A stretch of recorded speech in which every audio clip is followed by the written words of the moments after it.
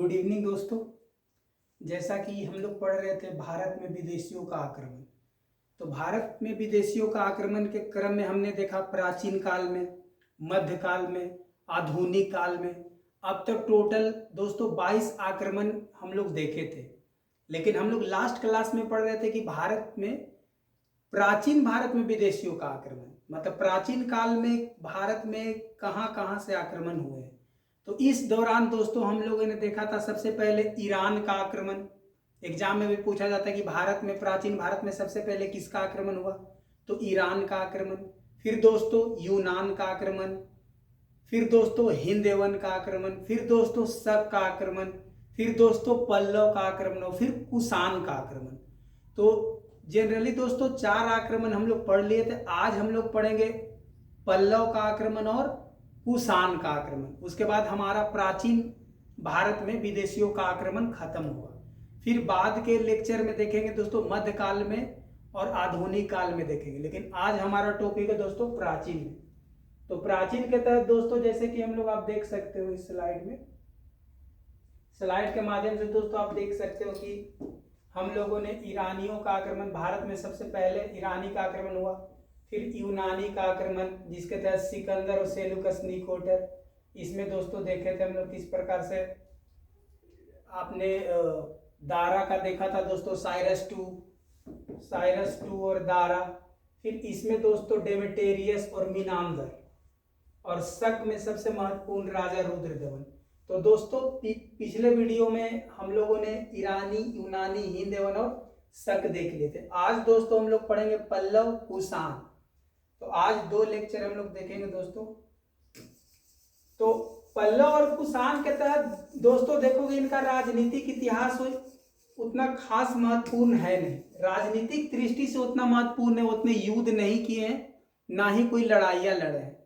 बस हमारा सिलेबस में है थोड़ा सा, तो इसलिए पल्लव को एक लाइन में देख लेंगे और साथ ही साथ कुषाण को हमें देखना दोस्तों कि कुषाण वंश में अब तक कितने राजा हैं और कौन कौन राजाओं के भारत में क्या योगदान है।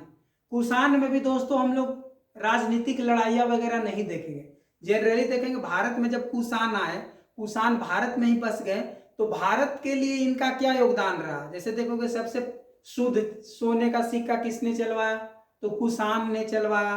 फिर देखोगे कनिष्क के समय में दरबारी लोग आप देखोगे जैसे अश्वघोष, वसुमित्र, नागार्जुन का नाम सुनोगे। फिर देखोगे सिल्क रूट पे कैसे कनिष्क ने कब्जा किया। फिर दोस्तों आप देखोगे किस प्रकार से गांधार और मथुरा शैली का विकास किया। तो कहीं ना कहीं दोस्तों हम लोग जो पढ़ेंगे कुषाण, तो कुषाण में देखेंगे भारत में इनका क्या योगदान है। तो यहां से सवाल पूछे जाते हैं जनरली दोस्तों, राजनीतिक इतिहास से तो सवाल नहीं आएगा। तो आज सबसे पहले पल्लव देखते हैं दोस्तों। ईरान का आक्रमण देख लिए थे हम लोग, यूनान का भी आक्रमण देख लिए थे, हिंद यवन का भी देख लिए थे, शक का भी देख लिए थे। शक के बाद दोस्तों आज हम लोग देखने वाले हैं, शक का आक्रमण भी हो गया था दोस्तों। आज हम लोग देखेंगे दोस्तों पल्लव। अब सवाल है कि पल्लव को पर्थियन भी बोलते हैं। तो दोस्तों हम लोग देखे थे भारत का मैप में, तो यहां पर दोस्तों आप देखोगे कि पर्थियन या पल्लव का क्षेत्र है, ये बैक्टीरिया है दोस्तों, और ये आप दोस्तों देखोगे सीथियन जो शक है। तो शक का इलाका ये है दोस्तों, जो शक भारत में आक्रमण किए थे। ये दोस्तों हिंद यवन, और ये दोस्तों पल्लव, और ये दोस्तों यूची कबीला जो कुषाण, जो कनिष्क जो आएगा कुषाण। तो दोस्तों देखो कि भारत में जो आक्रमण का क्रम रहा, तो हम लोग तो देखे थे कि सबसे पहले हिंद यवन आया था भारत में, हिंद यवन इसमें, हिंद यवन के बाद देखो दोस्तों शक आया है, और शक के बाद दोस्तों हम लोग देखेंगे पल्लव, और पल्लव के बाद देखेंगे दोस्तों कुषाण। हालांकि आप देखोगे हिंद यवन के पहले ऑलरेडी ईरान का आक्रमण हो चुका है, और यूनान का आक्रमण हो चुका है, क्योंकि ईरान के तहत साइरस और दारा और यूनान के तहत सिकंदर और सेल्यूकस निकेटर हम लोग देखे थे। लेकिन अभी यहाँ पर जो देख रहे हैं दोस्तों कि इनके बाद के कालों में तो भौगोलिक दृष्टि से हम देख सकते हैं कि ये पल्लव का इलाका है, ये दोस्तों शक का इलाका है, ये दोस्तों बैक्टीरियन हिंद एवन का इलाका, और ये दोस्तों यूची कबीला जो आपका कुषाण का इलाका है। तो यहाँ से दोस्तों भारत में आक्रमण होगा। तो आज दोस्तों हम लोग देखने वाले थोड़ा पल्लव और फिर देखेंगे दोस्तों कुषाण।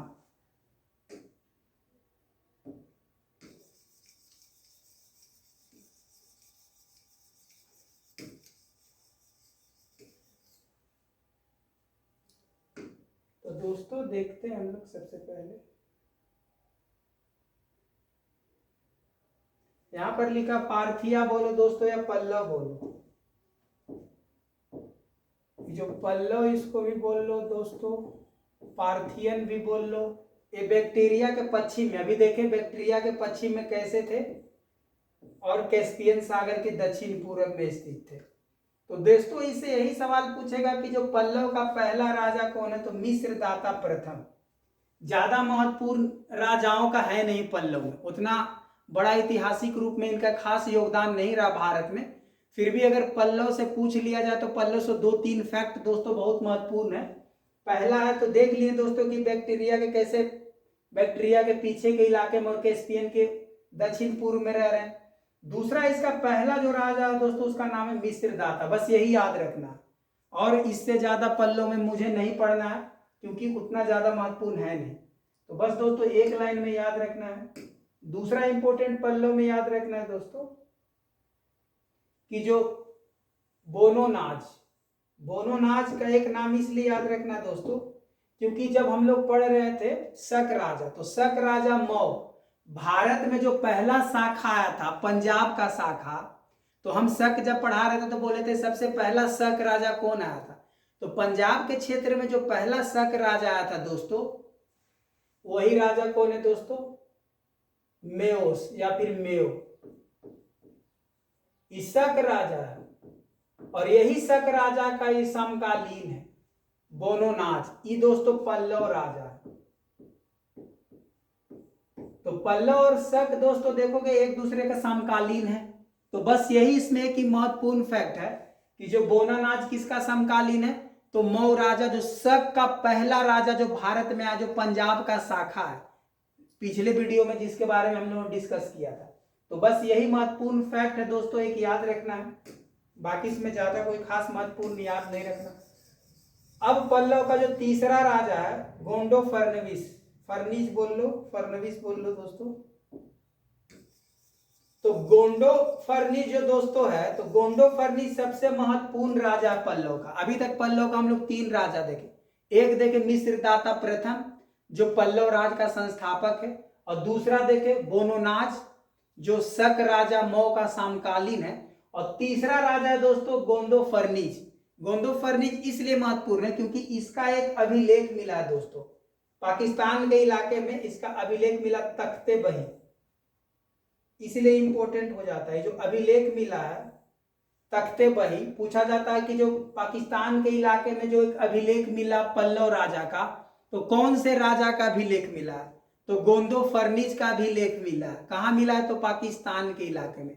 यही एक अभिलेख है दोस्तों जो पल्लव के बारे में हमें जानकारी देता है कि भारत में पल्लव आए थे, यहां पर रहे। तो ये बहुत ही महत्वपूर्ण है दोस्तों यहाँ पे।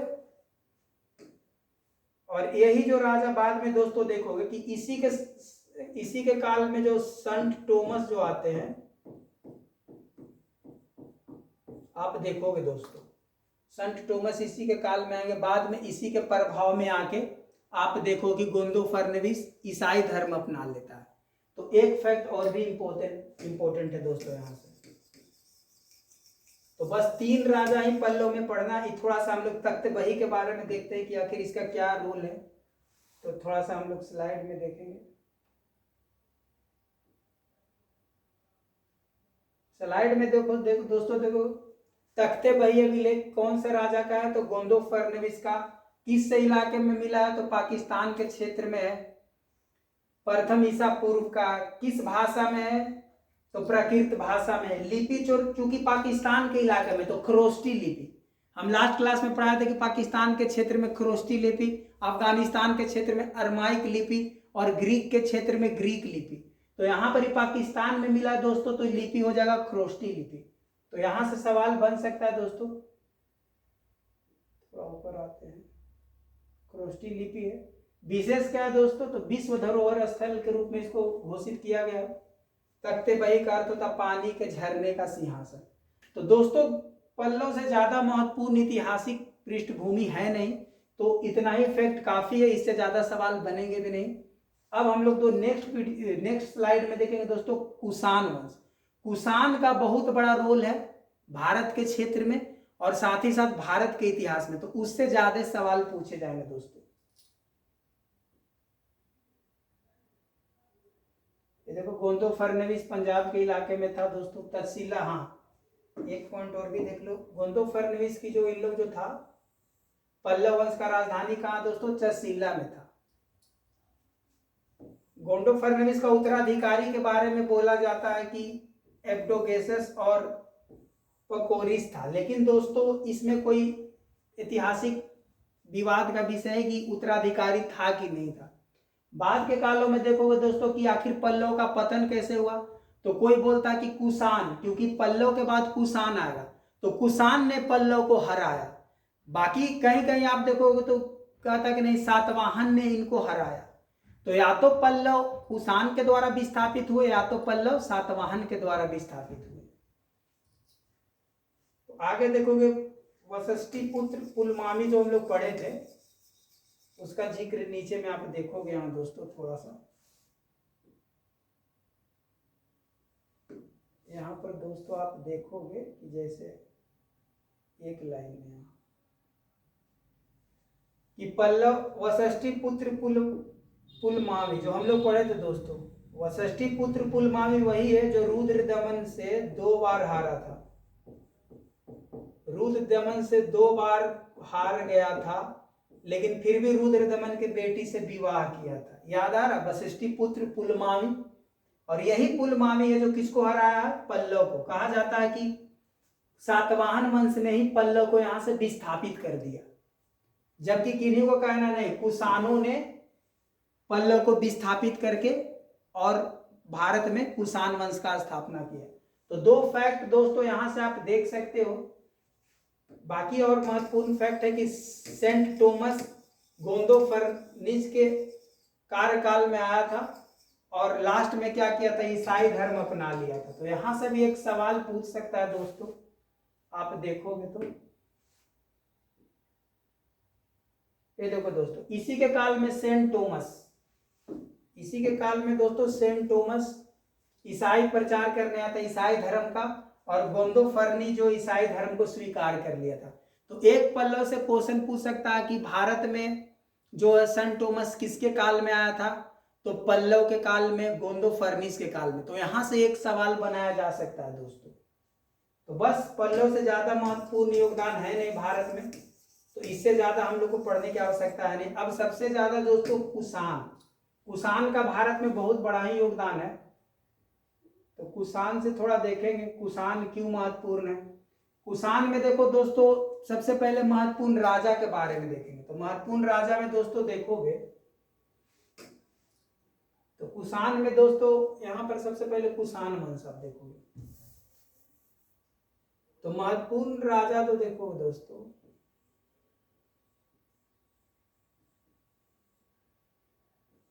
यूची कबीला के इलाके से आए थे, तो हम लोग देखे ही थे।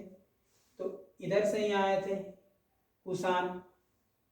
जनरली चीन का जो दक्षिणी का इधर उत्तरी का इलाका था, इधर से, और कुछ यूची कबीला से भी बहुत सारे, और कुछ मध्य एशिया से भी कुषाण लोग आए थे। अब सवाल था कि जब कुषाण यहाँ पर आए तो कुषाण का कोई राजनीतिक इतिहास है क्या? तो नहीं है, लेकिन सांस्कृतिक, आर्थिक, सामाजिक रूप में भारत में इनका योगदान रहा है। तो क्या रहा है? तो देखो सबसे पहले दोस्तों देखोगे आखिर कुषाण वंश का संस्थापक कौन है? तो कुजुल कड़फिसेस, कुजुल कड़फिसेस। तो एक सवाल यहां से बनता है दोस्तों कि कुषाण वंश का संस्थापक कौन है, तो कुजूल कड़फिसेस। और सबसे महान राजा कौन है इस वंश का, तो उसका नाम है कनिष्क। और अंतिम राजा है दोस्तों वासुदेव। तो 3 महत्वपूर्ण फैक्ट है इस राजा में कि कुषाण वंश का संस्थापक कौन है, तो कुषाण वंश का संस्थापक है कुजूल कड़फिसेस। और इस वंश का सबसे महत्वपूर्ण राजा कनिष्क। और अंतिम राजा, तो अंतिम राजा दोस्तों वासुदेव। तो अब सवाल उठता है दोस्तों यहां से कि बाकी और इसका क्या रोल है। तो देखोगे कुजूल कड़फिसेस सबसे पहले तांबे का सिक्का, भारत में तांबे का सिक्का चलवाया था कुजूल कड़फिसेस। इसके बाद आप देखोगे बीम कड़फिसेस,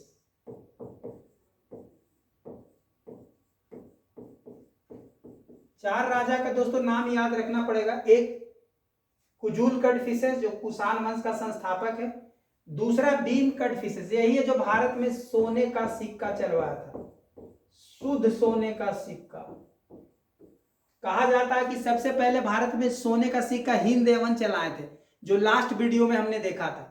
लेकिन सबसे शुद्ध, यहां पूछ रहा सबसे शुद्ध, हिंद एवं सबसे पहले सिक्का भारत में लाए थे, लेकिन सबसे अच्छा क्वालिटी का, शुद्ध क्वालिटी का सिक्का किसने चलवाया था, तो कुषाण वंश के कौन राजा, तो भीम कड़फिसेस ने चलवाया था। यहां से पूछेगा शुद्ध सोने का सिक्का किस राजा ने चलवाया था, शुद्ध सोने का सिक्का दोस्तों भीम कड़फिसेस ने चलवाया था।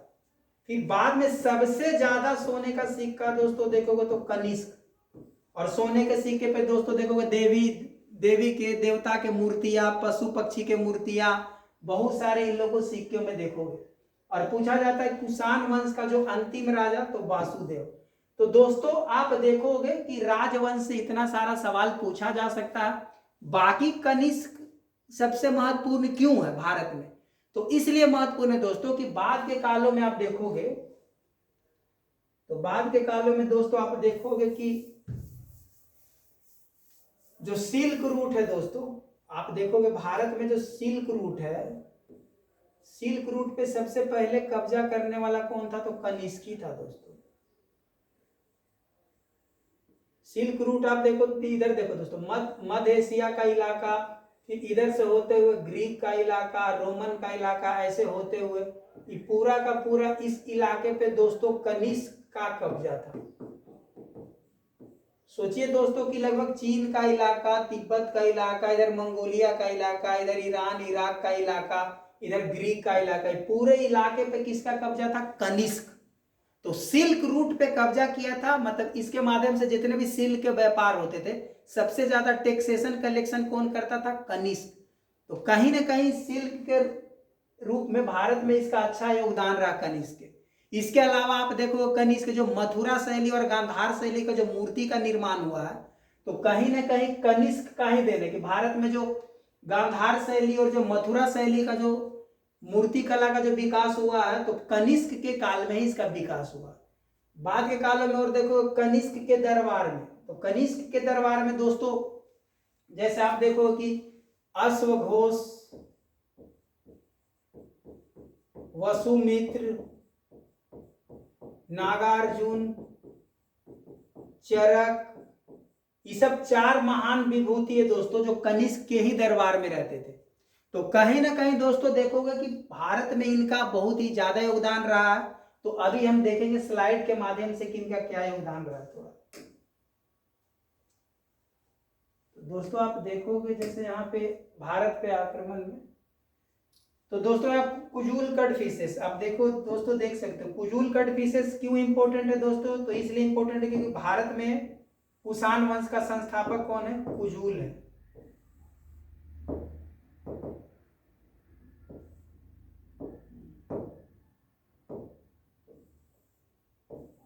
कुजूल कड़फिसेस दोस्तों भारत में कुषाण वंश का संस्थापक है। भीम कड़फिसेस का क्या रोल है दोस्तों, तो भीम कड़फिसेस सबसे पहले सोने का सिक्का चलवाया था। तो इसे आप याद रखो। कनिष्क क्यों था, क्योंकि सबसे ताकतवर और सबसे महान राजा कुषाण वंश में कनिष्क है, पूरा का पूरा सिल्क रूट पे कब्जा करके रखे हुए। और अंतिम राजा वासुदेव है। बाकी इनका कोई खास योगदान नहीं है दोस्तों, तो अंतिम राजा याद रख सकते हो, तो बस 4 राज आप याद रख सकते हो। फिर देखोगे गांधार शैली, मथुरा शैली, ये जो मूर्ति बनाने का जो शैली है कहीं ना कहीं कनिष्क के काल में विकसित हुआ है, कुषाण वंश के काल में विकसित हुआ है। तो कुषाणों का देन है दोस्तों गांधार शैली और मथुरा शैली, अभी देखेंगे चित्र के माध्यम से। फिर जो बौद्ध संगीति हुआ, टोटल 4 बौद्ध संगीति हुआ, तो अंतिम जो बौद्ध संगीति हुआ दोस्तों कनिष्क के काल में हुआ। यहाँ पर सिल्क मार्ग पे कब्जा, तो आप देख सकते हो दोस्तों कि लोग कितना योगदान रहा। फिर देखो अश्वघोष जो बुद्ध चरित्र लिखा, नागार्जुन जिसको भारत का आइंस्टाइन कहा गया, चरक संहिता जो उसको बोला जाता है आयुर्वेद का पिता, चरक को ही कहा गया। और वसुमित्र वही है दोस्तों जो बौद्ध संगीति का जो चौथा बौद्ध संगीति का अध्यक्षता जिन्होंने किया था। तो कहीं ना कहीं दोस्तों आप देख सकते हो कि कितने सारे इंपॉर्टेंट फैक्ट है जो कॉम्पिटिटिव एग्जामिनेशन की दृष्टि से बहुत ही महत्वपूर्ण है। तो इस बिंदु को आपको ध्यान में रखना है दोस्तों। बाकी और स्लाइड के माध्यम से और कुछ देखेंगे बिंदु। देखो दोस्तों कुषाण वंश के समय में सिक्का दोस्तों देख सकते हो कितने शुद्ध सोने का सिक्का है। फिर कुषाणों पार्थियन शासन का अंत किया, जो पढ़े देखो इन्हें यूची या तोचेरियन या तोखरी भी कहा जाता है। इनका मूल निवास चीन की सीमा स्थित चीनी तुर्किस्तान था। देखे थे दोस्तों किस प्रकार, अभी मैप में हम लोग देखे थे कहाँ का क्षेत्र से इन लोग आए थे। तो एक फैक्ट और भी देख सकते हैं दोस्तों, हालांकि पार्थियन को कोई बोलता है कि सातवाहन हटाया, कोई बोलता है कि कुषाण हटाया, तो दोनों में दोस्तों देख सकते हो। तो इनका दूसरा नाम भी देख लोगे दोस्तों, इनको क्या बोलता है, तोखारी भी बोलते हैं, जो चीनी तुर्किस्तान के इलाके से है। अभी तो देख ही लेते दोस्तों हम लोग कि कुजूल कट फिशेस, बीम कट फिशेस, ये सब तो देख ही लिए। एक स्लाइड में दोस्तों देख सकते हो कुषाण वंश का संस्थापक दोस्तों आप देखोगे, कुषाण वंश का संस्थापक कौन था दोस्तों, तो कुजूल कट फिशेस। इसने तांबे का सिक्का जारी किया था दोस्तों, तांबे का सिक्का जारी किया था, बस इतना ही याद रखना। फिर जो आप बीम कट फिशेस जो सोने का सिक्का सबसे पहले यही चलवाया था दोस्तों। और सिक्के पर दोस्तों शिव का, त्रिशूल का आदि का आकृति है। तो ये आप दोस्तों देख सकते हो सोने का सिक्का सबसे पहले किसने चलवाया, तो बीम कट फिशेस, बस एक ही पॉइंट रखना है। और कुजूल कट फिशेस तांबे का सिक्का चलवाया और कुषाण वंश का संस्थापक, बाकी इससे ज्यादा फैक्ट याद नहीं करना। फिर आप दोस्तों देखो कनिष्क के समय में बहुत ज्यादा योगदान रहा। कनिष्क दोस्तों रेशम मार्ग पे कब्जा किया, सर्वाधिक सोने का सिक्का इसी ने ही चलवाया। फिर जो जितना भी आप देखोगे इसके समय में बंदरगाह जैसे सोपारा, ब्रिगमिच, देवला, कोलूरा, चौला, तो बहुत सारे पुहार, साइला, बहुत सारे बंदरगाह भी पूछते हैं दोस्तों, क्योंकि कनिष्क के समय में व्यापार बहुत ही फला फूला था। बाकी गांधार शैली, मथुरा शैली का भी योगदान रहा था कनिष्क का। तो इस स्लाइड के माध्यम से भी 2-4 बिंदु आप स्क्रीनशॉट ले सकते हैं दोस्तों इसको, ताकि 2-4 महत्वपूर्ण फैक्ट आपको याद हो सके। इससे सवाल अगर आएंगे तो आपको बनाना है, गलती नहीं करना है। बाकी देखेंगे इन लोग भी 5 कबीले के रूप में आए थे दोस्तों, इसमें भी कुछ फैक्ट देखते हैं। यूची या तोखरी कहा जाता था, भी देखे ही है दोस्तों, मैप में भी देखे थे कि यूची लिखा हुआ था, यूची या तोखरी कहा जाता था इनको, कुषाणों को। ये 5 भागों में विभाजित ये भी थे, और जो शाखा भारत में आया था वो कहलाया था कुषाण। इन लोग भी 5 शाखा में थे दोस्तों, जैसे शक था, लेकिन इनको जो 5 शाखा का एक शाखा था उसका नाम था कुषाण, और वही कुषाण शाखा भारत में आया। देखे कि कुजूल कट फिशेस इसका संस्थापक था। सबसे महान राजा कनिष्क था, जो गद्दी पर कब बैठा था दोस्तों, 78 में। तो यहाँ से दोस्तों इंपॉर्टेंट फैक्ट आप देख सकते हो। बाकी दोस्तों थोड़ा और भी 2-4 स्लाइड के माध्यम से फैक्ट देखते हैं। ये दोस्तों देखो गांधार और मथुरा शैली, ये जो गांधार शैली और मथुरा शैली जो मूर्ति कला का विकास हुआ है किसके काल में हुआ है, तो कनिष्क के काल में हुआ। किस वंश में हुआ है, तो कुषाण वंश में हुआ। तो दोस्तों ये भी यहाँ से एक महत्वपूर्ण फैक्ट है जो एग्जाम में पूछा जा सकता है। मथुरा के लिए आप देखो कि कुषाण का राजधानी एक मथुरा था, दूसरा पेशावर था, अभी देखोगे आप दोस्तों। फिर देखो कितना शुद्ध सोने का सिक्का दोस्तों, इतना शुद्ध सोने का सिक्का किसी ने नहीं चलवाया था। ऐसे तो सबसे पहले सोने का सिक्का चलवाया हिंद यवन, लेकिन सबसे शुद्ध सोने का सिक्का चलवाया कुषाण, और सबसे ज्यादा सोने का सिक्का चलवाया गुप्त वंश।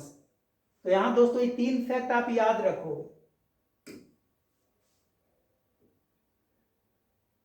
फिर इसके दरबार में जो आप देखोगे दोस्तों कितने विद्वान आए थे, आप देख लो, वसुमित्र, अश्वघोष, नागार्जुन। थोड़ा देखेंगे इसके ट्रिक के माध्यम से देख सकते हो दोस्तों कि कनिष्क के दरबार में कितने थे। तो कनिष्क के दरबार में जो विभूति थे उसको लिखेगा अश्व नाचे पांव पे, मतलब घोड़ा जो है अपने पैर पे नाच रहा है।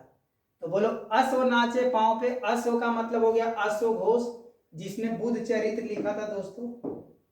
अश्वघोष वही है जिसने बुद्ध चरित्र लिखा था। फिर देखोगे दोस्तों नागार्जुन, जिसको भारत का आइंस्टाइन भी कहा गया है और भारत का रसायन शास्त्र भी कहा गया है। सबसे पहले एक्सट्रैक्शन ऑफ मेटल फ्रॉम ओर, मतलब किसी भी अयस्क को कैसे हम धातु के रूप में निष्कर्षित कर सकते हैं, तो सबसे पहले केमिस्ट्री के बारे में भी नागार्जुन ने बताया। फिर चरक, सबसे आयुर्वेदाचार्य, सबसे पहले जो आयुर्वेदिक का पिता बोला जाता है चरक को ही बोला जाता है। फिर वसु पार्श्व का तो दोस्तों उतना योगदान नहीं है, लेकिन आप देखोगे वसुमित्र जो दोस्तों जिन्होंने चौथी बौद्ध संगीति का अध्यक्षता किया था, अभी देखेंगे दोस्तों। तो ये 4 फैक्ट इंपॉर्टेंट है दोस्तों।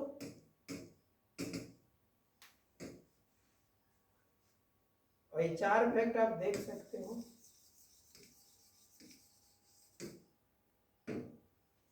बाकी दोस्तों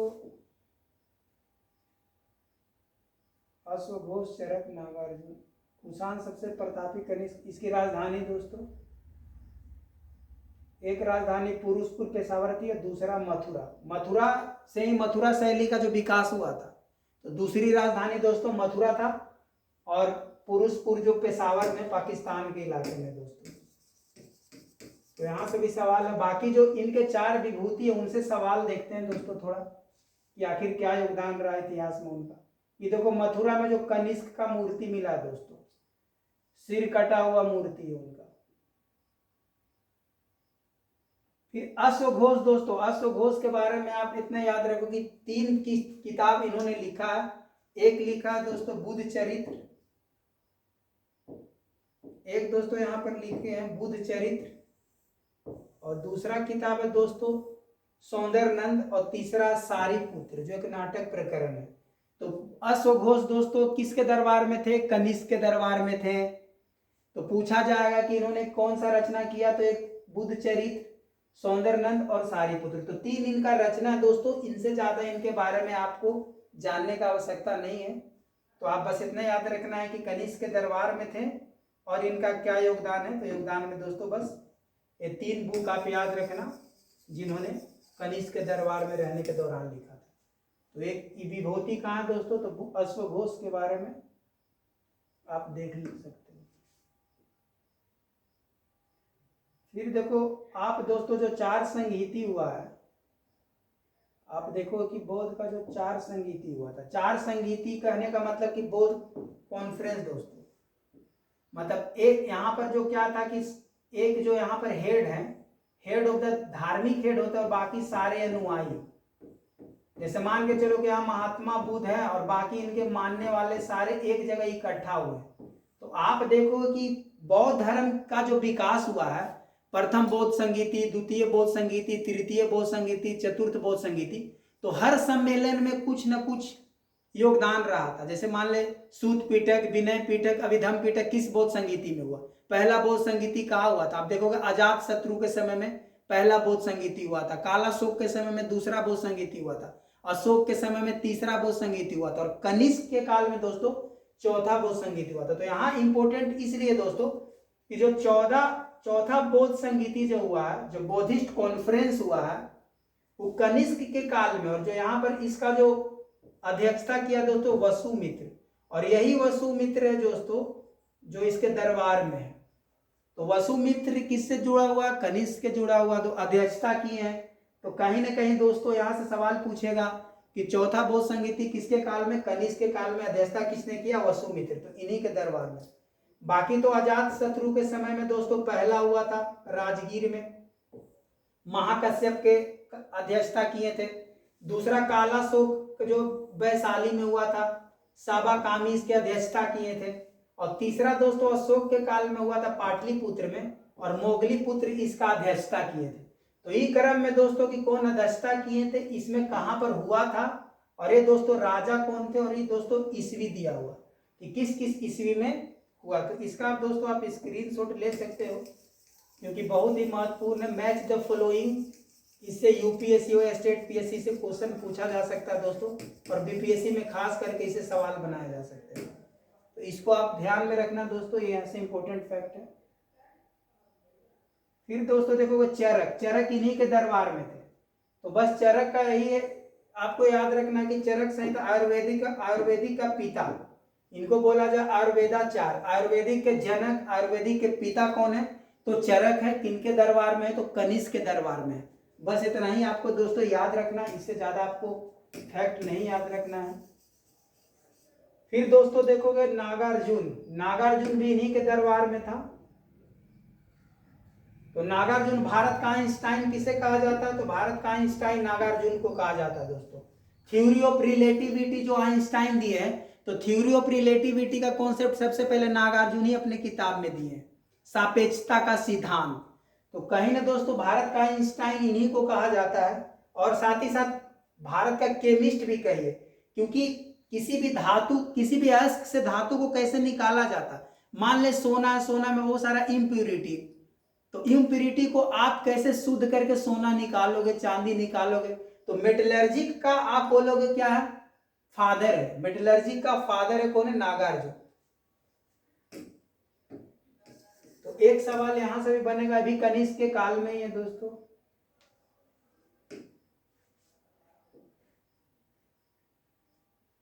फिर देखो रसायन शास्त्री का जनक, जिसमें मेटलर्जी के बारे में दोस्तों इन्हीं ने बताया था। तो नागार्जुन का 2 फैक्ट हो गया। अब देखो दोस्तों सिल्क रूट, जो कनिष्क पूरा का पूरा इस इलाके पे कब्जा करके रखे हुए थे। सोच लो दोस्तों कि उस समय कनिष्क जब पूरा का पूरा इस बेल्ट पे कब्जा करके रखे हुए हैं, तो कितना बड़ा योगदान रहा होगा कनिष्क का। ये पूरा का पूरा बेल्ट पे कब्जा है कनिष्क का दोस्तों।